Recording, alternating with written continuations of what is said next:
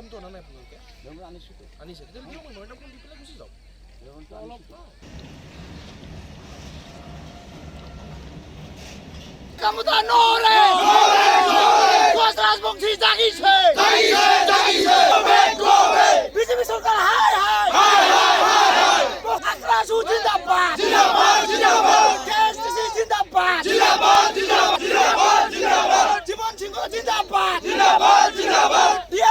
আপোনালোকে জানে যে আজি পৃথক কমতাপুৰ ৰাজ্যৰ জনজাতিকৰণ আৰু কেএলৰ লগত শান্তি আলোচনাৰ দাবীত আমি যি গোসাইগাঁৱত ৰেল অৱৰোধ কাৰ্যসূচী অনিৰ্দিষ্টকালীন ৰেল অৱৰোধ কাৰ্যসূচী লৈছোঁ। কিন্তু আমাৰ এই ৰেল অৱৰোধৰ কাৰ্যসূচীত ভয় খাই পেলাই অসম চৰকাৰ আৰু কেন্দ্ৰীয় চৰকাৰে ভয় খাই পেলাই জনসাধাৰণৰ উপস্থিতি চাই পেলাই যোৱাকালি ৰাতি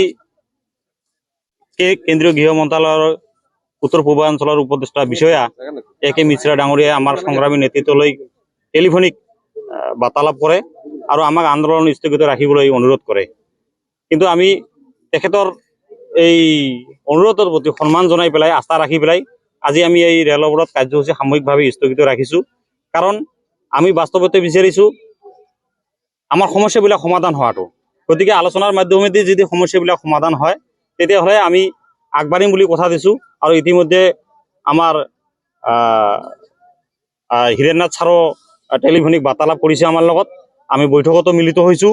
গতিকে তেখেতসকলে আশ্বাস দিছে যে এইবাৰ আপোনালোকৰ সমস্যাবিলাক যিকোনো প্ৰকাৰে সমস্যাৰ সমাধান কৰি দিয়া হ'ব আৰু কেএলৰ শান্তি আলোচনা আৰু জনজাতিকৰণৰ দাবীত এসপ্তাহৰ ভিতৰত দিল্লীত গৃহমন্ত্ৰী পৰ্যায়ত এখন আলোচনা বৈঠকৰ আয়োজন কৰি দিব বুলি আমাক এ.কে. মিশ্ৰা ডাঙৰীয়াই কথা দিছে।